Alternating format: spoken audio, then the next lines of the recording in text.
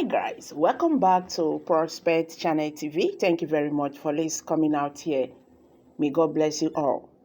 Peter Obi, the Labour Party's presidential candidate, has been hailed as an intellectually stimulating and physically fit contender by Nigerian author and writer Ndibe.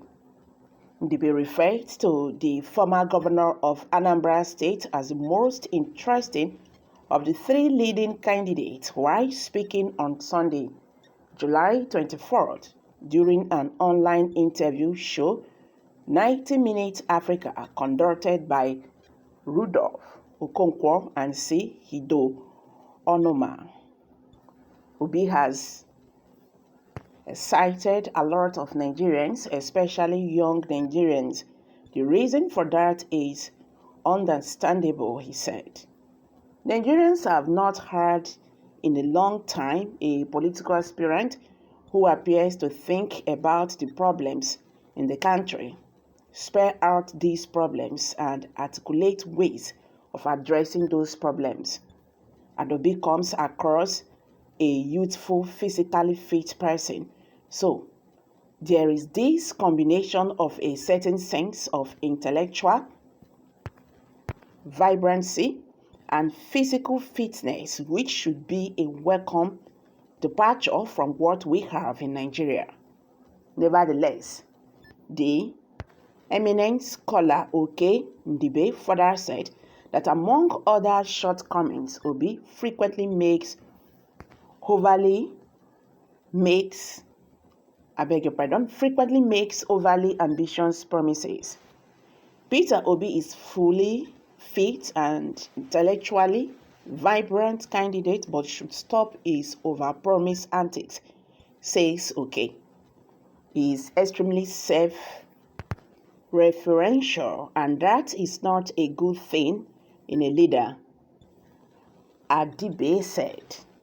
A leader should be able to identify men and women who have gifts that he is then going to delegate challenges to. When a leader presumes to know everything, that is a weakness. Obi has tended to overpromise. Nigerians' problems are so deep and so fundamental and vast. So, when you give the impression that if you are made president, you will solve everything, then I will say, pause for a minute. You cannot solve everything. Nigeria does not have the money, and I don't think that the international community has the stomach to lend us the money. Maybe if he becomes president, he will take the first 1 year trying to stop the bleeding. Another problem I have with Obi is what I call the self-inflicted hypocritical wound. When people don't ask you certain things, don't go stating things which may turn out on scrutiny not to be true. Famously, a few years ago, Obi claimed that he owned only one wristwatch. Nigerians went out there and found pictures of him wearing several wristwatches. He said he was a wealthy businessman before he became governor, so it would be fine and expected if he owned several wristwatches. When he comes out and wants to create an impression of being, ascetic and tell a fop, then people will begin to wonder if you are lying to us about owning only one wristwatch. What else are you lying to us about? I will say to him not to hog the microphone so much, not to be there speaking so much, to create a network of people who will work for him, and to begin to appoint advisors in different areas. He should not be the one doing everything, or else he would overpromise, get into falsehood, and unnecessarily unforced errors. I think that clearly, of the three major candidates, Obi is the most exciting. We see that excitement on the internet. So maybe Obi is going to spring a surprise. In order to do that, he has to defeat not only the monster, of his flaws and also the master of ethnicity and religion, he said.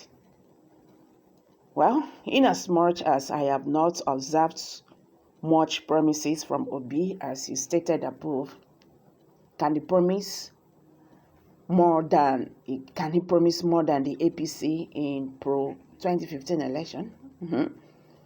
That Tinubu and Amechi told a lot of lies and fabrications that brought us into this worst experience in this history of this nation.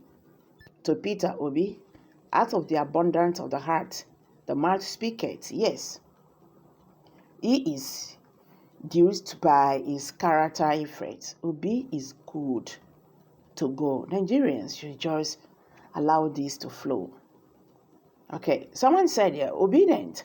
Stop over-promise. Don't land yourself in the footprints of the past Judas. Do the way miraculously the color rule Italian in 1946 century. Well, I didn't really get that, yes. A leader talk less and act more, so they don't get to see your lapses.